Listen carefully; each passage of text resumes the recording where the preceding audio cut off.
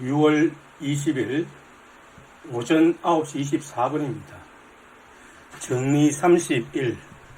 제3종의 인식은 정신 자체가 영원한 한에 있어서 형상적 원인으로서의 정신에 의존한다.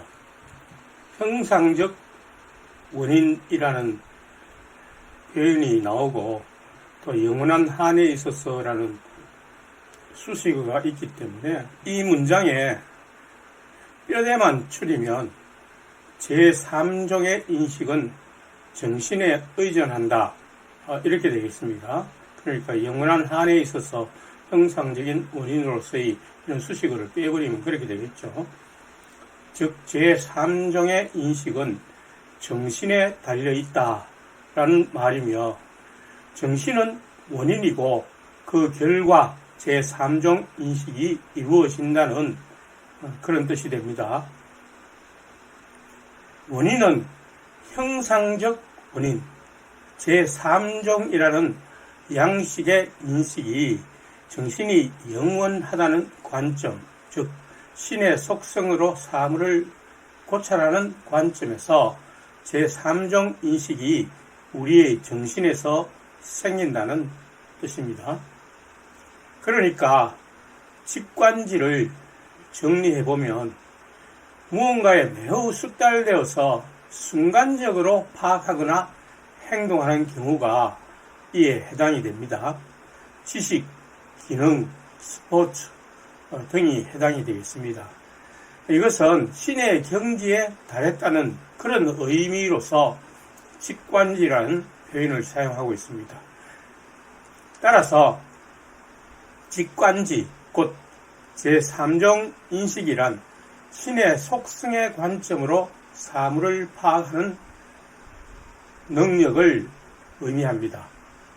예를 들면 밤하늘에 수놓인 별들을 바라보면서 천문학에 관해 논한다면 그것은 이종 인식이 되겠지만 신, 즉 자연의 질서로 고찰할 때 그것은 3종 인식이라는 뜻이며 직관적으로 파악하는 알미란 뜻입니다. 증명, 정신은 자기 신체의 본질을 영혼의 상 아래서 파악하는 한에 있었으만 사물을 영혼의 상 아래서 파악한다. 그러니까 정신이 그 첫 번째 역할인 신체의 표상을 파악하는 측면이 아니라 본질을 파악하는 측면과 마찬가지로 사물도 그러한 방식으로 고찰할 때에 그것은 영혼의 상 아래서 파악한다는 뜻이나 마찬가지라는 것이죠. 인용된 정리 29는 바로 전 강의에서 살펴본 것인데, 정신은 영혼의 상 아래에 인식하는 모든 것을 신체의 현재의 현실적 존재를 파악함으로써가 아니라 신체의 본질을 영혼의 상 아래에 파악함으로써 인식한다. 즉 인간을 보는 관점이 단지 물질적인 차원에서 현재 시간의 흐름에 따라서 변하는 그러한 측면에서만 보는 것이 아니라 오히려 신의 관점에서 본질적으로 무엇인가 고찰하는 것이 영혼의 상 아래에서 파악한다는 뜻입니다. 즉 정신은 영원한 한에 있었으면 사물을 영혼의 상 아래서 파악한다. 그러니까 영원한 관점에서 우리가 파악하려면 결국 파악하는 주체, 즉 정신도 영원한 한에 있어서 그렇게 파악할 수 있어야 된다는 것이죠. 그러므로 스피노자가 말하고자 하는 것은 우리가 영혼의 관점으로 파악한다는 자체가 정신이 영원한 것이 아니냐, 이미 그러한 것이 선천적으로 주어진 것이 아니냐, 그런 말입니다. 정리 21. 정신은 신체가 지속하는 동안이 아니면 아무것도 표상할 수 없으며 과거의 사물을 기억할 수도 없다. 그러니까 정신이 영원하다고 해서 우리가 과거에 신체를 가졌는지 거기에 대한 기억은 전혀 없다는 것입니다. 그러니까 이 말은 어느 정도를 암시하고 있는 거죠. 즉 전생이나 환생이 있을 수도 있는 것이 아니냐. 그것을 전격적으로 부정할 수 있는 것은 아니지 않느냐. 그런 의미가, 그런 뉘앙스가 약간 들어있는 것입니다. 그러니까 정신이 영원하다고 하더라도 결국 신체가 없으면 표상하는 기능, 기억하는 기능 이런 것들은 전혀 할 수가 없다는 것입니다. 단순히 신 안에 존재한다는 차원에서만 그것은 영원하다는 것입니다. 정리 23은 인간의 정신은 신체와 함께 완전히 파괴될 수 없고 오히려 그 중에 영원한 어떤 것이 존재한다. 그러니까 정신이 신체의 표상을 기억하고 또 고찰한다고 하더라도 신체가 없으면 그 기능이 사라지죠. 그렇다고 해서 정신이 완전히 사라져버리는 것은 아니다. 다시 말하면 정신에 들어있는 정보들은 영원히 보존된다. 그런 뜻으로 보면 됩니다. 그러니까 정보의 보존성, 이것은 현대과학이 규명하는 것이지만 그런 의미를 말하기 위해서 스피노자가 정신의 영원성을 말하는 것입니다. 아무런 기능도 하지 못하고 더 이상 신체의 표상을 느끼지 못한다면 정신은 사실 존재하지 않는 거죠. 그런데도 어떤 것은 존재한다라는 말은 우리가 살아서 신체의 표상에서 느낀 혹은 신체의 본질에서 우리가 추구했던 어떤 정보들은 영원히 보존되기 때문에 정신의 어떤 것은 영원히 존재한다. 이렇게 말할 수가 있는 것입니다. 스피노자가 이렇게 말하는 이유는 우리 인간 사회의 윤리관을 제시하기 위해서 먼저 정신이 존재한다는 것을 이야기해야만 왜 우리가 이러한 윤리를 지켜나가야 하는가, 그것을 이성적으로 사람들에게 말하기 위해서입니다. 단순히 우리는 이러한 윤리, 도덕을 지켜야 한다, 이런 차원에서 이야기하는 것이 아니라 그것을 이성적 관점에서 좀 더 근거를 가지고 사람들에게 설득력 있게 전달하기 위해서 이런 논리를 전개시키는 것입니다. 해설을 보시죠. 정신의 두 역할은 신체의 변형과 그 변형의 관념을 통해서 인식하는 것이다. 첫 번째 역할은 신체가 사라지면 더 이상의 역할을 할 수가 없다. 하지만 두 번째 인식된 것 중 어떤 것은 영원한 가치를 바라게 된다. 즉 영원히 보존된다. 그래서 예를 든 것이 돈을 나쁘게 버는 방법을 우리 정신에 담아두는 것과 지혜와 이해력을 우리의 정신에 담아둬야 한다는 그런 예를 든 것입니다. 이것은 영원한 가치를 가지고 보존됩니다.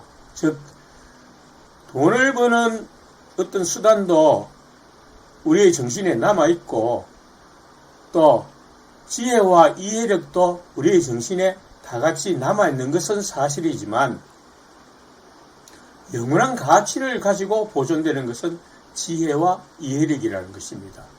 그래서 어떤 것은 영원히 존재한다 라고 스피노자가 말했을 때 이 영원한 가치 있는 측면을 강조해서 지혜와 이해력 같은 것이 영원히 보존된다는 것을 말하는 것입니다. 그러니까 결국 우리가 살아있을 때 무엇을 추구해야 된다는 것입니까? 돈은 살아있을 때 필요한 것이죠. 신체가 필요한 것입니다.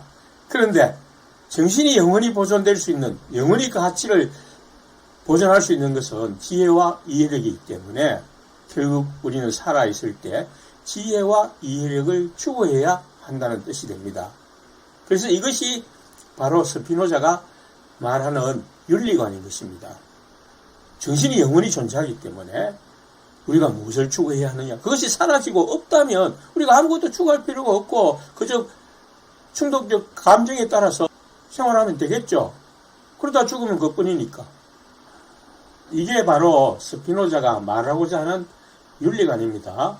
그는 인간이 죽어서 신체의 연장선상에서 어떤 보상이나 벌을 원하는 것이 아니라 만일 신체의 연장선상에서 보상이나 벌을 논하게 된다면 신체가 계속 표상하고 있다는 뜻이 되잖아요. 감정을 가지고 있다는 뜻이 되잖아요. 아프다, 슬프다, 쾌락적이다 이런 표상을 계속 가지고 있어야만 죽어서 보상이나 벌을 받을 수 있다는 것이죠. 근데 신체가 죽으면 정신은 그것을 영원히 기억하지 못하기 때문에 아무런 의식도 없다는 것입니다. 그렇지만 그 정보는 보존이 된다는 것입니다. 그럼 여기서 더 나가면 종교적이 되기 때문에 이것만으로 그냥 스피노자가 마무리를 하는 것입니다. 그리고 윤리관을 제시하는 것입니다. 우리의 정신이 영원하므로 정신 안에 보존되어야 할 내용물이 중요하다는 것입니다. 그래서 이종인식과 삼종인식에 의해서 우리가 생활해야만 한다는 것입니다. 이것을 인정하지 않으면 스피노자에게서 결과적으로 배운 것은 없는 것입니다. 스피노자가 말하고자 하는 것이 바로 삼종인식에 의해서 우리의 윤리관을 세워나가야 한다는 것입니다. 그러니까 핵심적인 것은 우리의 정신이 영원하다는 것입니다. 즉 우리의 모든 정보는 영원히 보존되는 것입니다. 스피노자가 말하는 정신의 어떤 것이 영원하다는 말은 보존되는 정보 중에서 어떤 것은 영원한 가치를 지니고 있다라는 뜻으로 보면 됩니다. 그러니까 우리의 인생에서 보람되고 가치 있게 살아야 한다는 윤리관이 제시되는 것입니다. 그러므로 정신은 영원한 한에 있어서 신에 대한 인식을 가지는데 이 인식은 필연적으로 타당한 것이죠. 정신이 영원하다는 것을 인정한다는 자체가 신에 대한 인식을 필요 조건으로 하는 것입니다. 따라서 정신은 영원한 한에 있어서 주어진 신에 대한 이 인식에서 나올 수 있는 모든 것을 인식할 수 있다.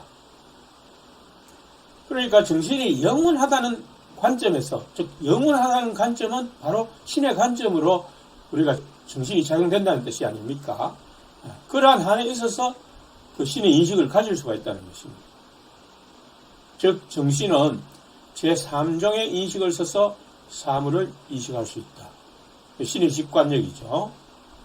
우리가 마치 신이 된 입장에서 사물을 고찰하고 영원한 본질을 살펴본다는 것입니다.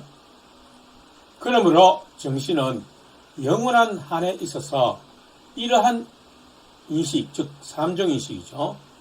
인식의 타당한 원인 또는 형상적 원인이다. 여기까지 스피노자의 논리가 이해되어야만 그가 내린 결론을 이해할 수 있을 것입니다.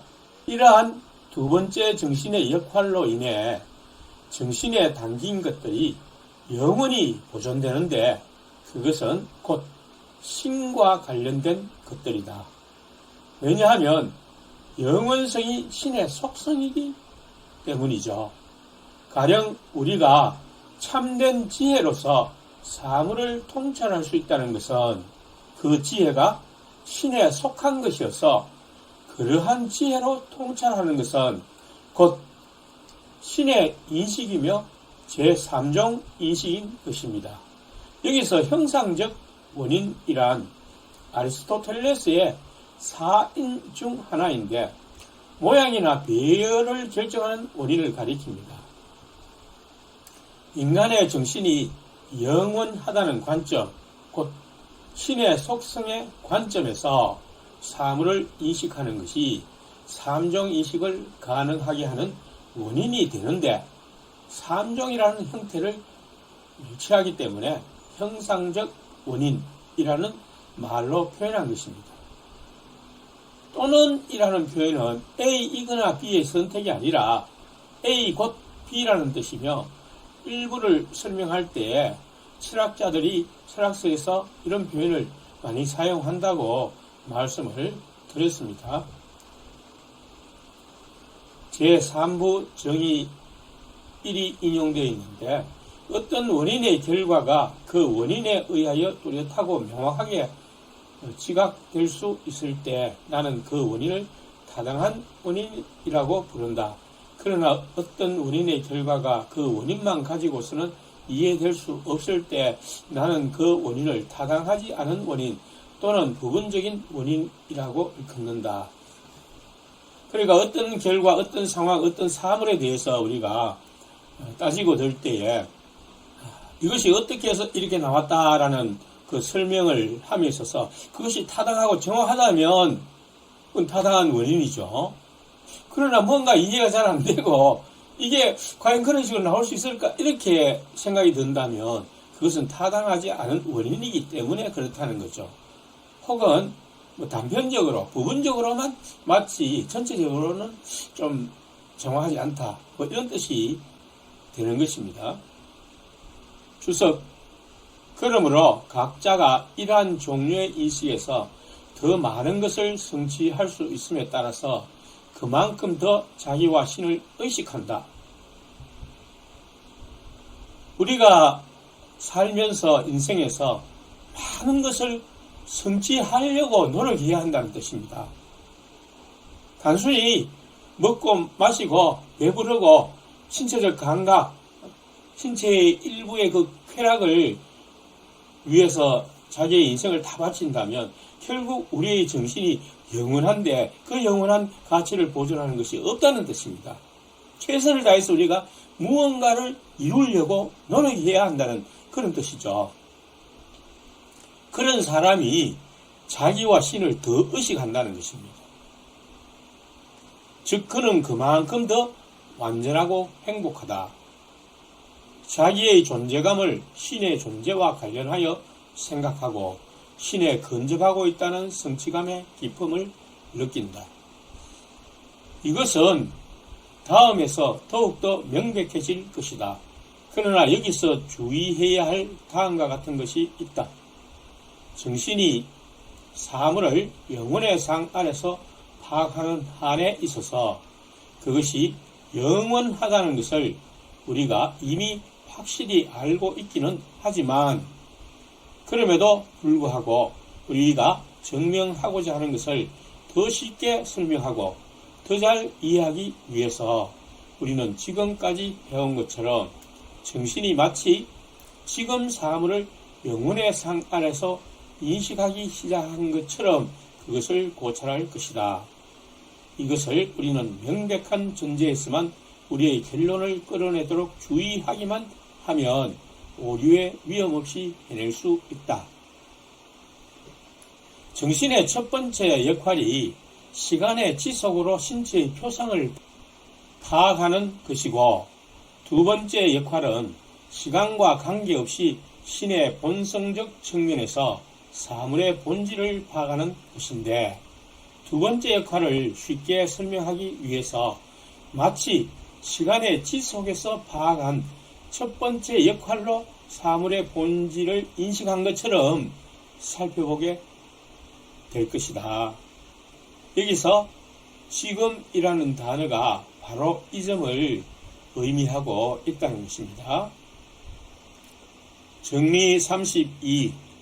우리는 제3종의 인식을 써서 인식하는 모든 것을 즐기며 우리의 기쁨의 원인으로서의 신의 관념을 수반하고 있다.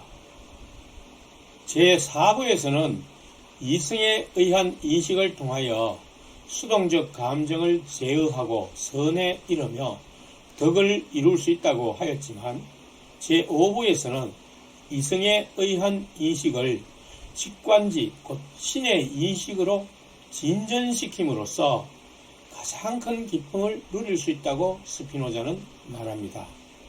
그러니까 스피노자는 제3종의 인식을 써서 인식하는 모든 것을 즐기며 기쁨의 원인으로 신의 관념을 수반하고 있다고 말한 것은 우리가 살아있을 동안에는 신체가 제한하는 어떤 쾌락, 기쁨 이것을 많이 추구하죠.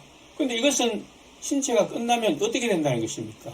사라져 버리죠. 그러나 정신은 영원하기 때문에 정신의 영원한 가치, 영원한 기쁨은 계속 존재하니까 우리가 그 기쁨을 계속 존재하도록 하기 위해서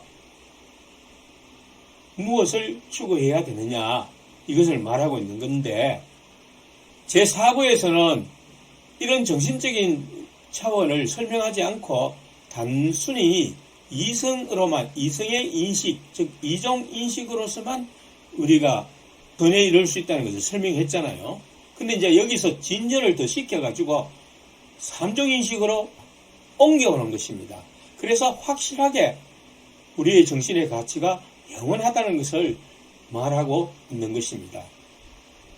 정녕 이런 종류의 인식에서 존재할 수 있는 최고의 정신의 만족이 생긴다.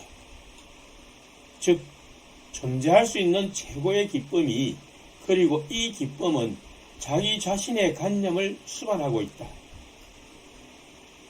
따라서 그것은 그것의 원인으로서의 신의 관념도 또한 수반하고 있다. 그러니까 자기와 신을 더욱더 의식한다라는 말이 바로 이 말이죠. 제3종 인식을 통하여 자기의 존재에 대한 최고의 만족이 생긴다는 것입니다. 직관지로 사물의 본질을 꿰뚫어보는 능력은 신의 능력을 수반한 것입니다. 이를테면 어떤 분야에서 최고의 경지에 도달한 사람을 신의 경지에 도달한 것으로 묘사하는 데서도 알 수 있습니다. 3종의 인식에서 필연적으로 신에 대한 지적 사랑이 생긴다. 지적 사랑이라는 것은 단순히 추측이나 어떤 감정에 의한 것이 아니라는 뜻입니다. 확실한 근거를 가지고 있다는 뜻입니다. 이렇게 확실한 근거가 있는 사랑이 생긴다는 것입니다. 그러니까 지적 사랑이라고 하니까 교회 다니는 사람들이나 기독교인들이 하나님을 어떻게 지적으로 사랑하냐 이런 질문을 제기할 수 있기 때문에 우리가 이 지적 사랑이라는 의미를 확실하게 알고 있어야 되는 것입니다. 왜냐하면 이런 종류의 인식에서 원인으로서의 신의 관념을 수반하는 기쁨, 즉 원인과 결과가 분명히 이어져야 한다는 것이지 막연하게 이렇게 신을 사랑한다 이것이 아니라는 것이죠. 즉 신에 대한 사랑이 생기는데 이 사랑은 우리가 신을 현재적인 것으로 표상하는 한에 있어서 신에 대한 사랑이 아니라 우리가 신을 영원하다고 인식하는 한에 있어서 신에 대한 사랑이기 때문이다. 그리고 이것이야말로 내가 신에 대한 지적 사랑이라고 부르는 것이다. 그러니까 대부분 신앙을 한다는 사람조차도 신을 현재적인 것으로 표상하는 그 한에 있어서 신에 대한 사랑을 자기가 외치고 있는 것입니다. 그게 아니고 신을 영원하다고 인식하는 한에 있어서 다시 말해서 우리가 신에 대해서 지적인 완전한 인식 안에서 신을 사랑하게 된다는 것입니다. 그리고 이것이야말로 내가 신에 대한 지적 사랑이라고 부르는 것이다. 왜 지적 사랑이라고 부르는가? 그 이유를 설명했죠. 이 교재를 읽거나 강의를 들은 사람은 신에 대한 지적 사랑이 무엇인가를 설명하고 기독교인을 만났을 때 하나님을 사랑한다는 의미를 설명할 수 있어야 됩니다. 이 지적 사랑이라는 것에 대해서 막연하게 무언가를 배워서 익혀서 사랑하는 것인가 보다 이렇게 말하는 것이 아닙니다.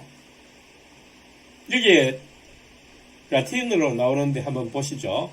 Amor dei intellectualis 이렇게 돼 있죠. 제가 발음은 정한가 모르겠습니다만 영어식으로 발음하면 그렇습니다. 뭐 아모르는 사랑이고 그 다음에 intellectualis는 그 지성을 말하는 거죠. 자기가 삼종 인식에 의해 사물을 고찰하는 사람은 신의 관념을 반드시 수반한다. 그렇지 않으면 그는 최고의 기품에 도달하지 못한 것이다. 따라서 그가 제3종 인식은 그 자체가 신의 관념을 수반하는 것이다.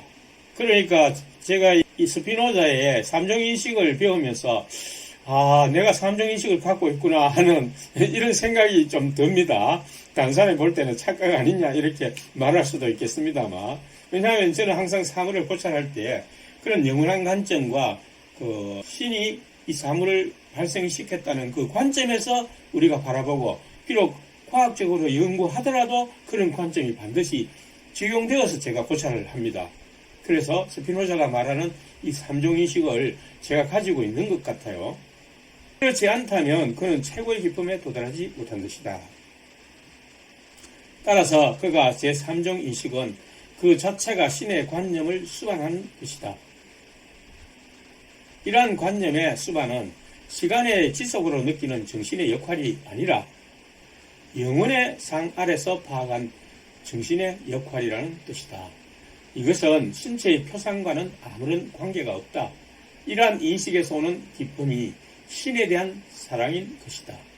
이것이 지적인 사랑이다. 즉 직관지를 형성하는 것은 외부적 원인으로 말미암은 수동적 감정의 욕망에 의한 것이 아니라 이성에 의한 능동적 인식이라는 것이다. 여기서 기독교인들에게 나는 신을 지적으로 사랑한다고 말한다면 무슨 소린가 고개를 갸웃거릴 것입니다. 왜냐하면 그들은 믿음에 의해서 하나님을 사랑해야 한다고 들어왔기 때문이죠.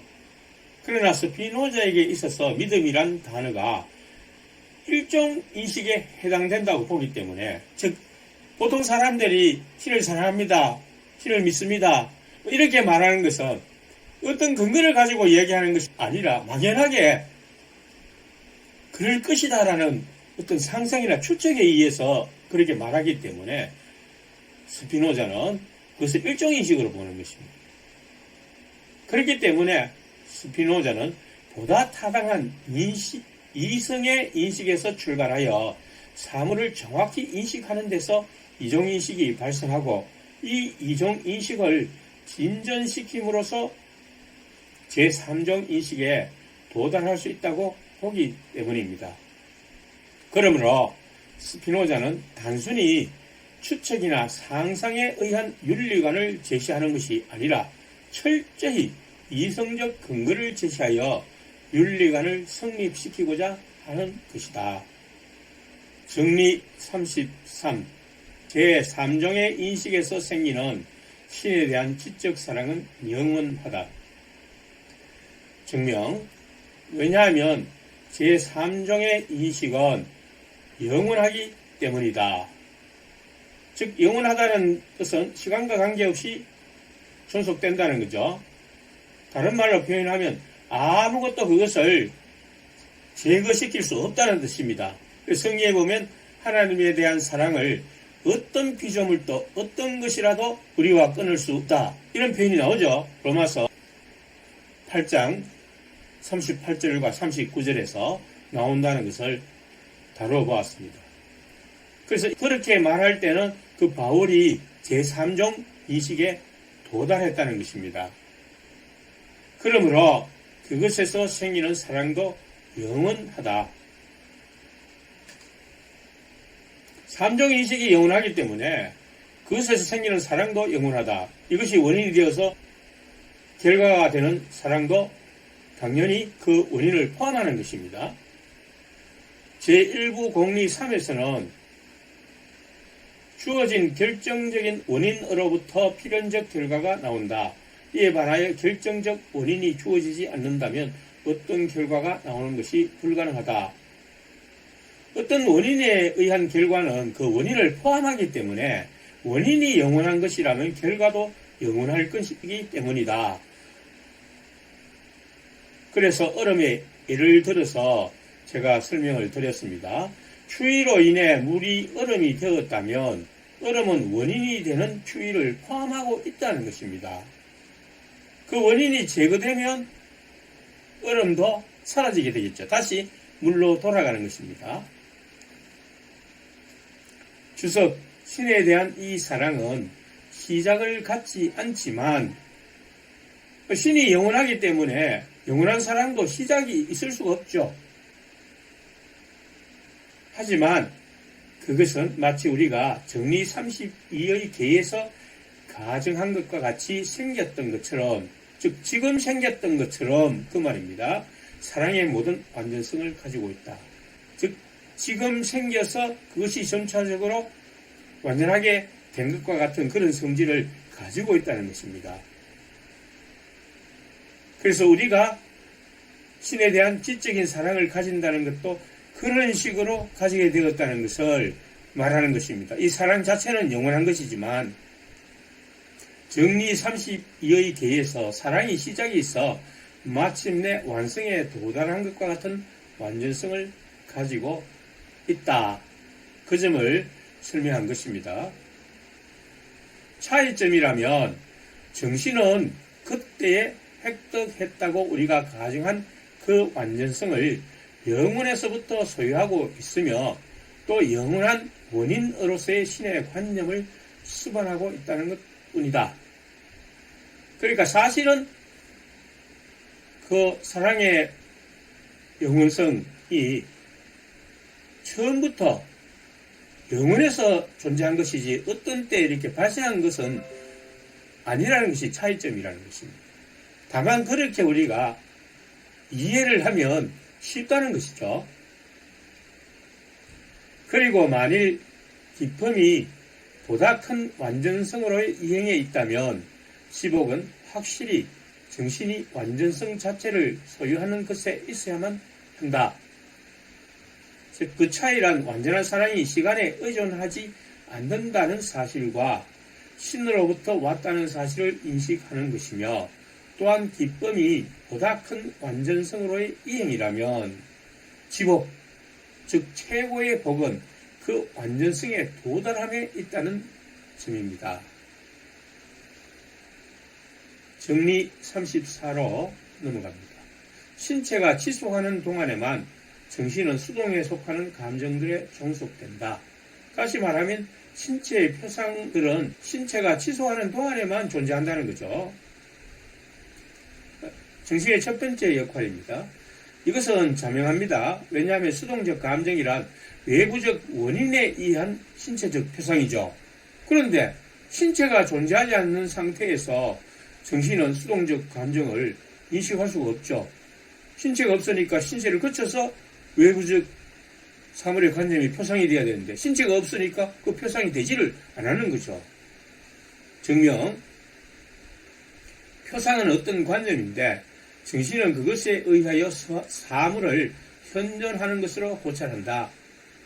그럼에도 불구하고 그 관념은 외부 사물의 본성보다 인간 신체의 현재 상태를 더 많이 나타낸다.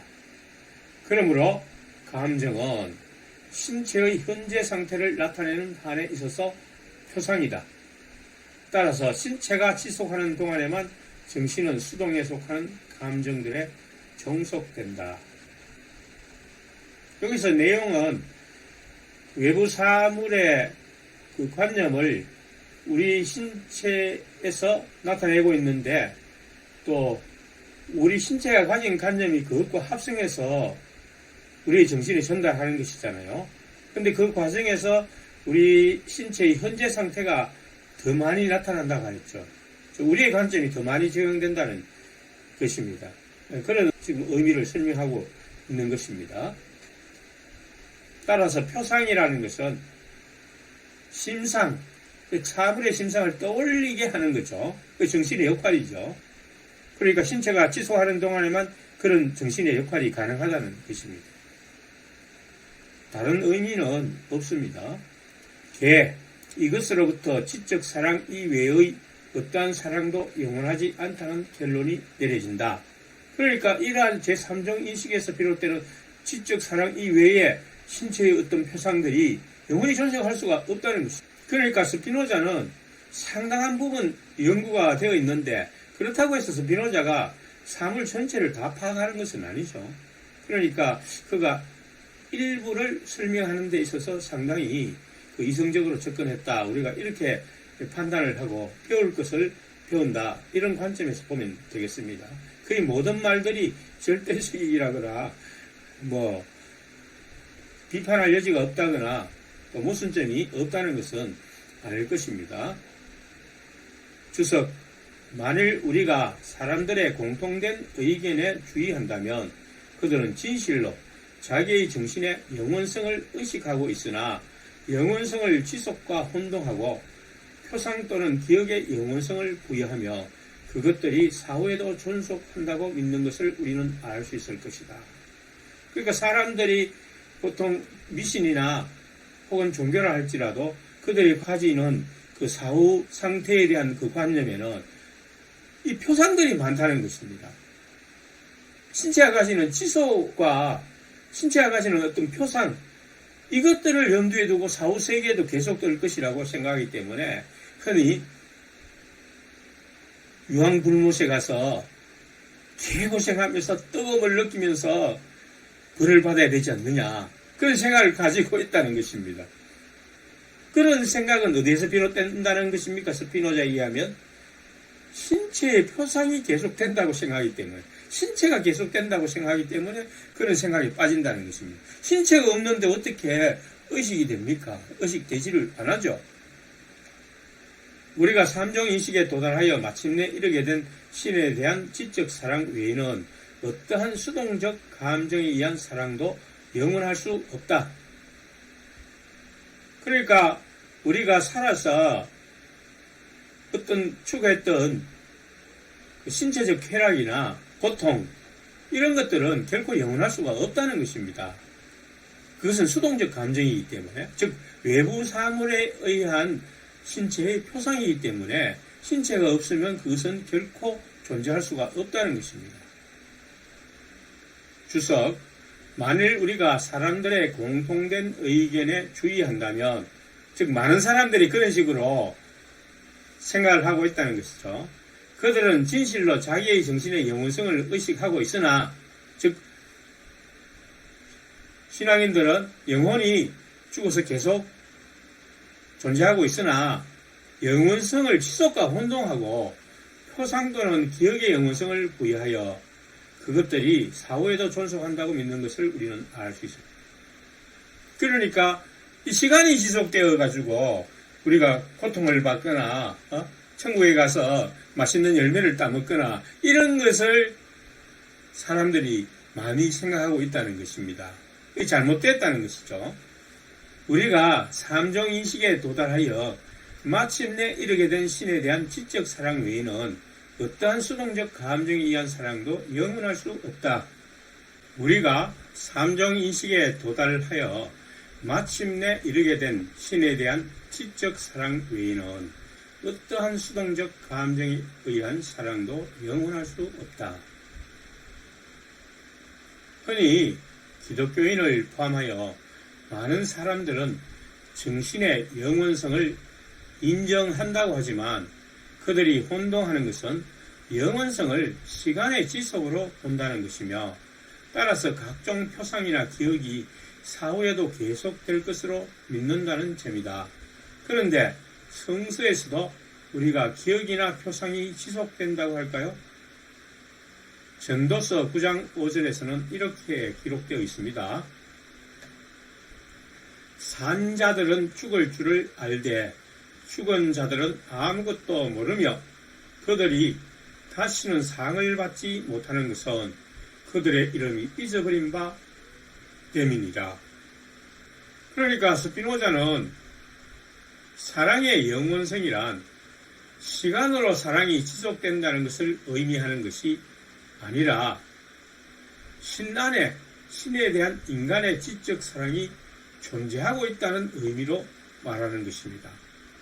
그러니까 인간이 일생 동안 그가 추구해왔던 여러 가지 것들 중에서 영원한 가치를 바라는 것들, 제가 예를 든 지혜와 명철, 지혜와 이해력, 이런 것들이 신 안에 영원히 존재하고 있다는 것입니다. 그 이상 그것이 어떻게 될 것이다 라고 말하는 것은 우리의 이성의 차원을 넘어가기 때문에 스피노자는 더 이상은 말하지 않고 있는 것입니다. 다만 독자들이 알아서 추리를 해보라, 그런 뜻이죠. 그래서 이런 질문이 생길 수 있습니다. 시간으로 지속하는 것이 아니라면 어떤 방식으로 존재한다는 말입니까? 그것은 스피노자의 답변을 현재로서 기대할 수 없으나 신이 작용하는 방식과 같은 것입니다. 즉 신이 영원히 작용하는 그 방식과 동일하게 우리의 정신의 정보들도 그런 식으로 작용한다는 것입니다. 즉 신은 사물의 존재 원인일 뿐만 아니라 작용 원인이기도 합니다. 즉 작용하게 되는 이 원인이 크게 적용됩니다. 정신에. 따라서 인간 정신의 어떤 것, 지혜나 명철 등이 이 자연의 작용에 영향을 미친다는 뜻일 것입니다. 특히 인간 정신은 인간 사회에 영향을 미치는 방식으로 영원히 존재할 것입니다. 예를 들어서 어떤 나쁜 인간이 남긴 업적, 남긴 정보, 예를 들어서 히틀러가 유대인 600만을 학살했는 그런 정보가 우리에게 영향을 미치고 있죠. 나쁘게 또 교훈으로서 미치고 있는 것입니다. 물론 히틀러 자신에게서는 그것이 영원한 가치가 아니겠죠. 영원한 수치겠죠. 그러나 유명한 철인들의 사상, 예를 들어서 플라톤의 사상이나 칸트의 사상이나 또 성경에 나오는 여러 인물들의 그 사상이 인간 사회에 지속적으로 영향을 미치고 있죠. 이런 방식으로 작용한다는 것입니다. 저는 그렇게 보고 있습니다. 그렇지 않다면 정신이 영원히 존재한다는 것이 어떤 의미인가 설명이 안 되죠. 특히 그리하여 기독교에서 말하는 부활, 즉 신체를 다시 가질 때 그 정신과 신에 대한 지적인 사랑은 다시 첫 번째 방식으로 그 사람에게 작용할 것입니다. 자, 이것은 이제 제 견해입니다. 물론 이것은 종교적이므로 받아들일 수 있는 사람만 받아들이면 되겠습니다. 아무튼 우리의 정신과 그 안에 든 정보는 신 안에 영원히 보존되는 것으로 스피노자의 관점을 적용할 수 있을 것 같습니다. 정리 35. 신은 무한한 지적 사랑으로서 자기 자신을 사랑한다. 증명. 신은 절대적으로 무한하다. 즉 신의 본성은 무한한 완전성을 즐긴다. 그런데 그것은 즉 신의 본성은 자기 자신의 관념들을 수반하고 있다. 다시 말해서 그것은 원인으로서의 자기의 관념을 수반하고 있다. 그러니까 신은 원인도 자기 자신이고 결과도 자기 자신이죠. 그리고 이것이 우리가 정리 32의 계에서 지적 사랑이라고 말한 것이다. 즉 신은 직관지를 소유한다. 따라서 신에 대한, 즉 자기 자신에 대한 사랑을 수반합니다. 그렇게 되겠죠.